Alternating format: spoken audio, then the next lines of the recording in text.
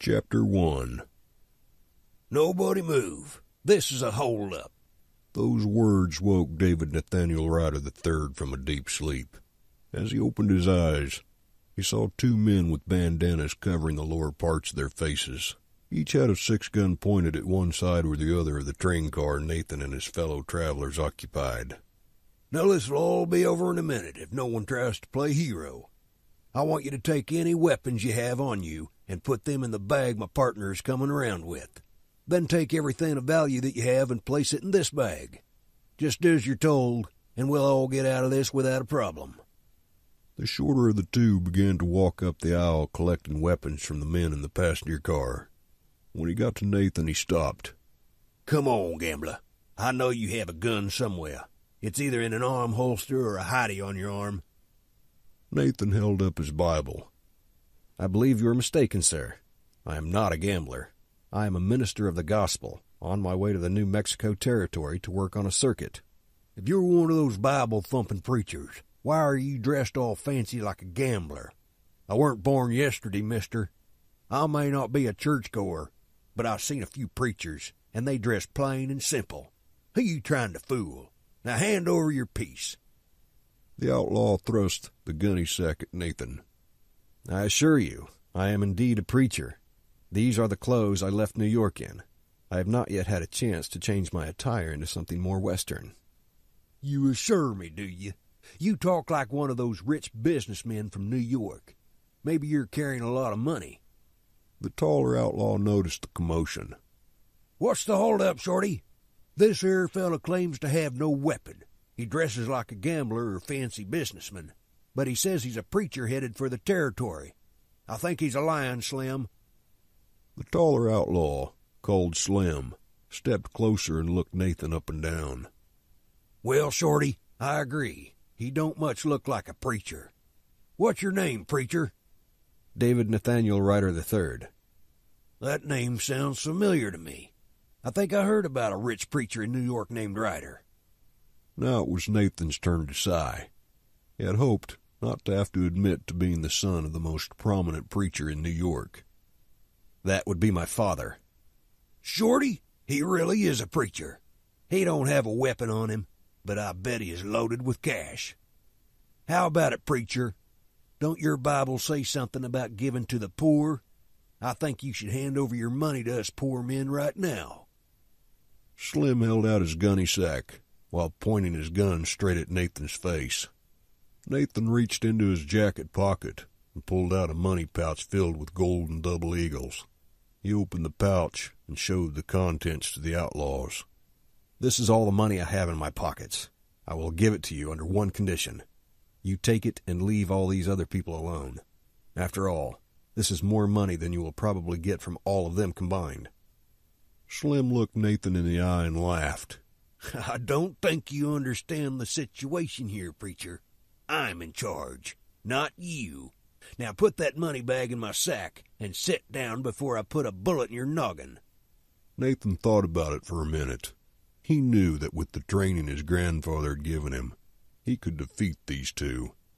However, he wasn't sure he could do it without causing one of the other passengers to get hurt. He slowly put his money bag in Slim's sack and sat back down. Slim turned away from him and took in the other passengers.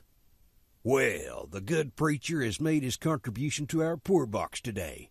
Now it's time for the rest of you to do so. I want all jewelry, cash, and anything else of value put in this sack as I come to you. With Shorty standing by the door just behind Nathan, Slim approached each passenger. They slowly dropped their valuables into the sack. Everything was going perfectly until Slim got to a pretty, dark-haired mother and her young son. As he was collecting her money, he noticed a gold cross necklace she was trying to hide inside her dress.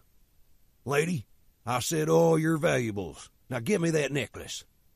Slim reached out to yank it off her neck, and as he did so, her son, seeing the masked man reaching for his mother, reacted. Leave my mama alone. He grabbed Slim's arm and bit him on the hand as hard as he could. Slim reacted instinctively and slammed his 6-gun up against the side of the child's head. The blow sent the boy flying to land 2 seats down the aisle. Blood began pooling under the child's head. Shorty stepped towards the action, his pistol moving back and forth, looking for any reactions from the passengers. Nathan watched in anger as the mother gave up her necklace and rushed to her son. He knew he had to do something. Just as he was about to rush Shorty, one of his grandfather Nate's stories came to his mind. It was a story about using Indian stealth and cunning to outwit several outlaws who wanted his gold. He stood slowly and walked towards Slim. "You do not listen too well, do you, hooligan?" Slim spun toward him, thrusting his gun in Nathan's direction. "What you talking about, preacher?" "I told you that was all the money I had on me. I never said it was all the money I had. I am escorting an offering to the New Mexico Territory from my father's church for a mission project to the Mexican people.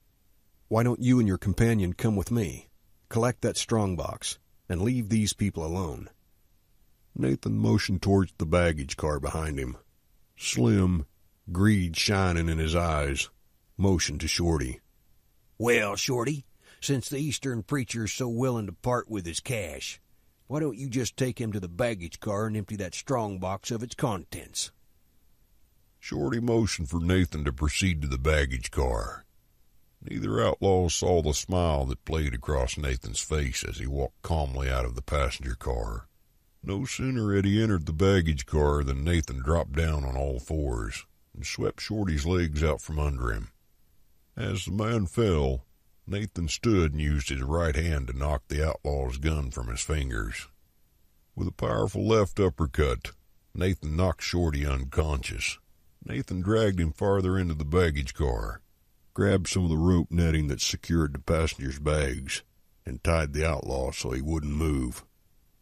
Nathan retrieved Shorty's 6-gun, then slipped off his coat and shoes. Running quietly to the far end of the baggage car, Nathan exited and climbed up on top of the car. He cautiously proceeded to the far end of the passenger car.